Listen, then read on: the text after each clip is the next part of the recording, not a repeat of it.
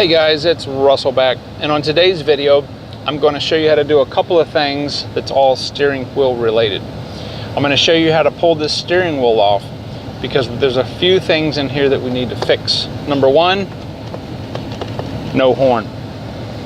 I had pulled this off previously,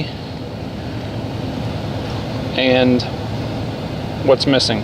Well, the horn wire is missing. We've got that right there. There is a piece of plastic that the horn wire clicks into, which is right here. It's that this is a turn signal cancel ring, and this white piece of plastic is supposed to stick up into that hole, and that wire clicks into it. That's gone, or that's broken. And then while we're in there, I have a problem. Let me show you. We go right, that's fine, but it won't click down. And since I've got all this, it's coming off, I'm going to replace the entire switch assembly. Now, we're going to be using a couple of tools that you may not have in your toolbox, but they're not expensive. And I'm going to put a link to all these in Amazon. I'm going to be using the 2-arm steering wheel puller. I will be using this plate compressor to get the spring or the tension ring out, which you'll see you really need that. This is not expensive at all, okay? But it will make your life so much easier.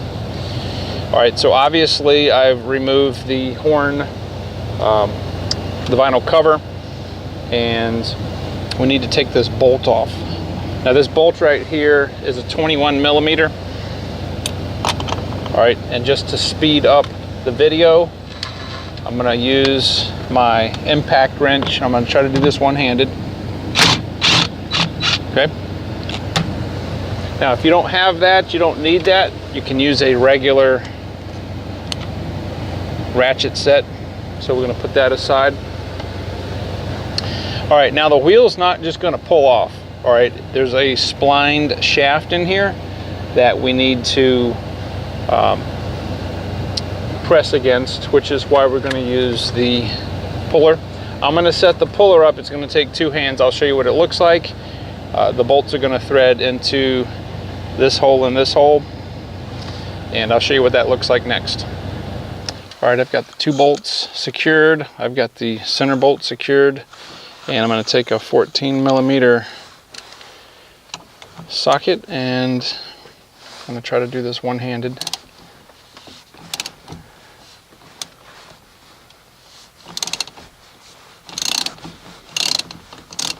Okay, and then steering wheel just comes right off like that.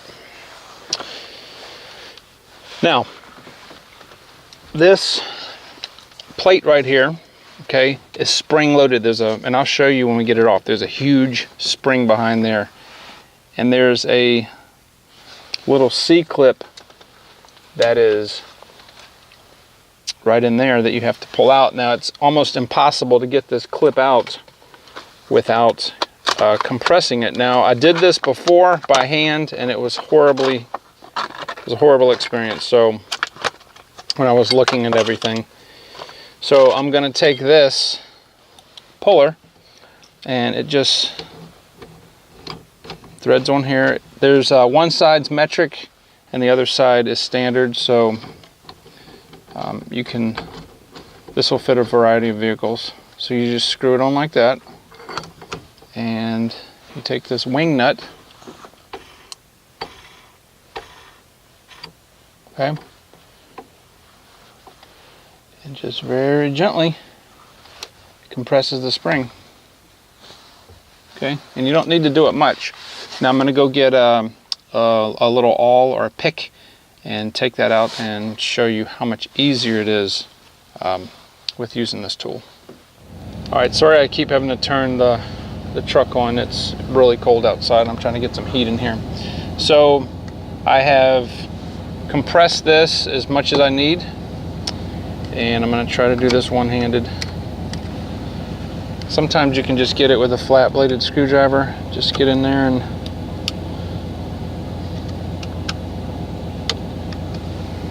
or not.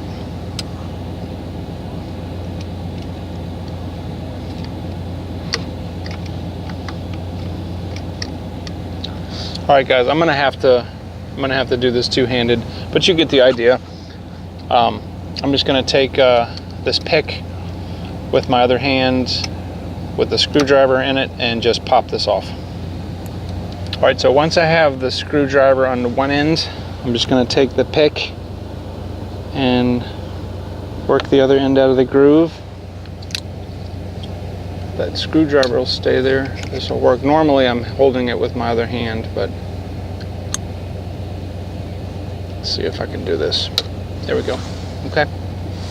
Now it's out. Now I just need to slide it up.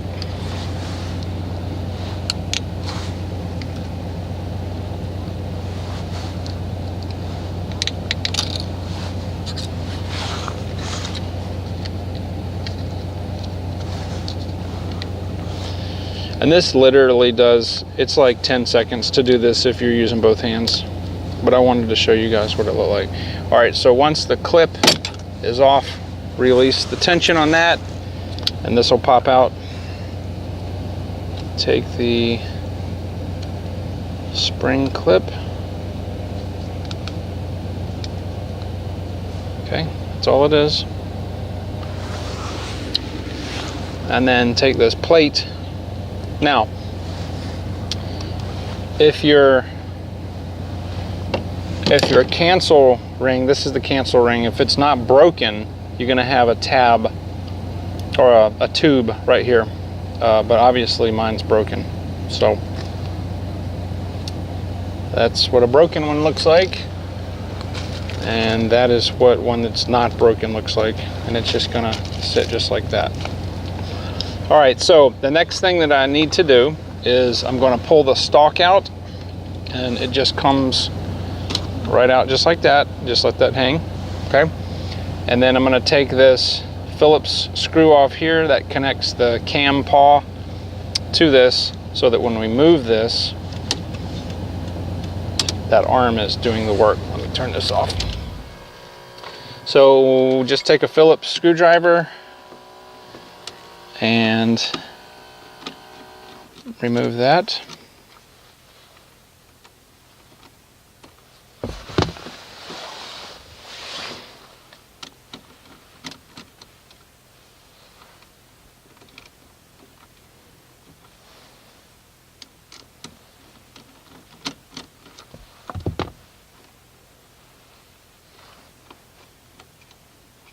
Okay. Once that's removed, you can take this, I'll show you what it looks like. It's just a little lever. Okay. And it's got a little ball on the end, and what happens is there's a groove inside this piece of metal which is attached to this. Okay, when you move this, then it forces this. Okay. Next thing you need to do, there are 3 Phillips screws that attach this assembly. There's one there.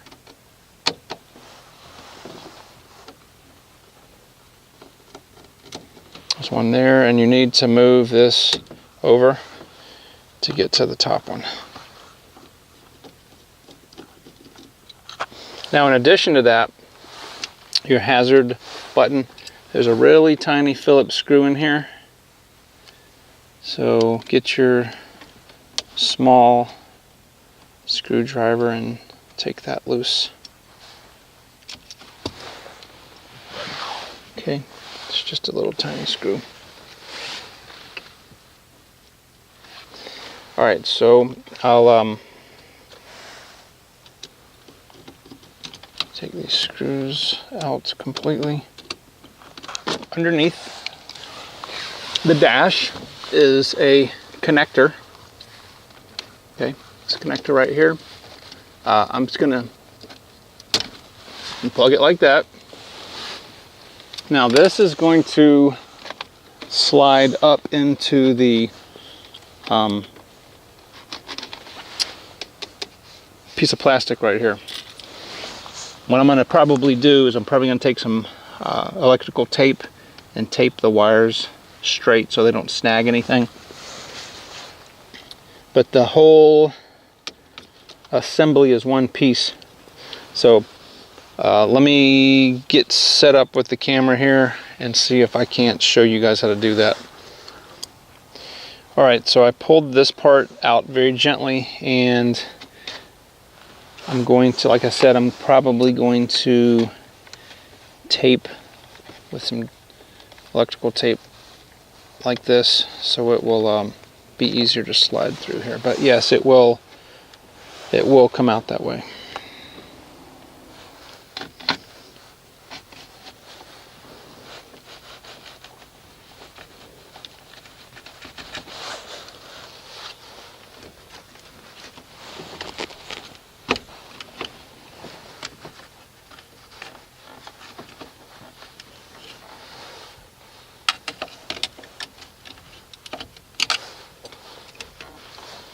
Alright, so that's the slot that it fits down in, and it's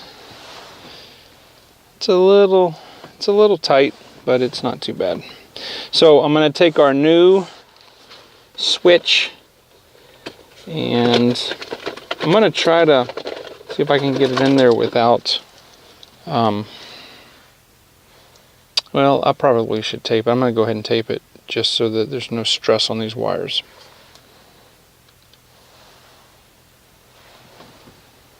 So I want to show you the technique that I used. I took a long, thin, regular screwdriver and just very gently pressed on that, and as you see it sticking out right here, it really helps a lot if you will tape the wires slightly and then just very gently pull it out just like that. Okay, so now I've got this end, and it's going to sit just like this.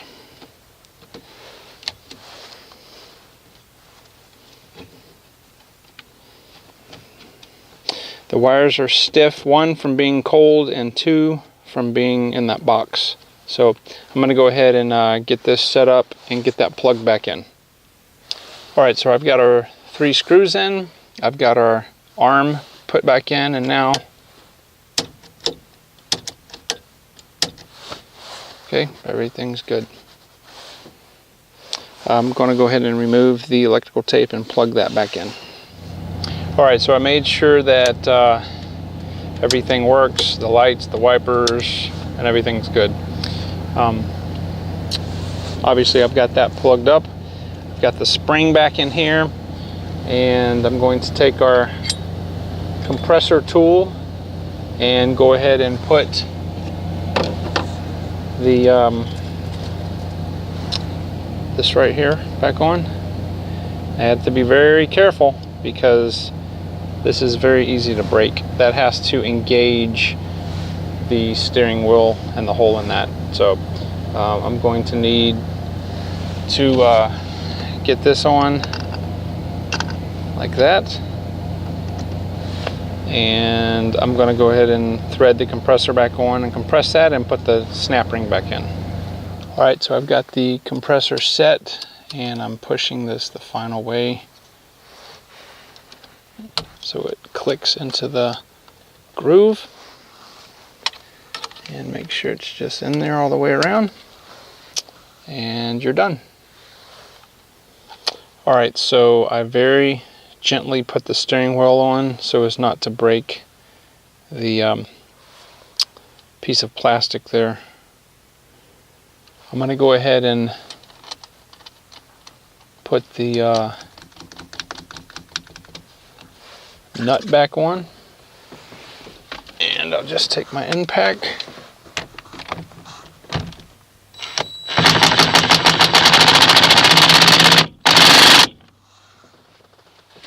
Now, I wasn't doing that very hard. I'm going to go back and do it by hand, but there is a retaining clip that goes right here. It was missing, so I'll put that back on. But What we'll need to do now is we'll need to take this horn piece. Now you have to be really careful with this because this is kind of fragile. There's a little notch right there and then a notch over there. And I'm going to have to do this with 2 hands, but basically when it makes contact with the horn, it will like that. So I'm going to go ahead and do that off camera. I can't do this one-handed. Alright, so I've got the wire connected there, got the horn ring on, and now perfect.